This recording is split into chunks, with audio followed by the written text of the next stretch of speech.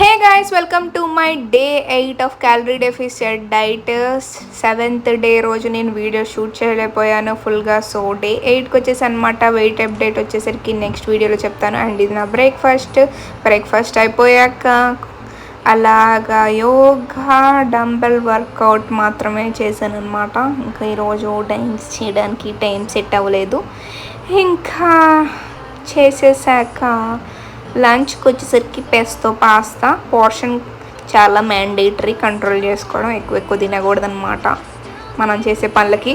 And evening వచ్చేసరికి కాసేపు cycling చేశాను. అండ్ వెదర్ చూడండి, మంచి బాగుందనమాట, మబ్బుగా సూర్యుడు అస్తమిస్తూ.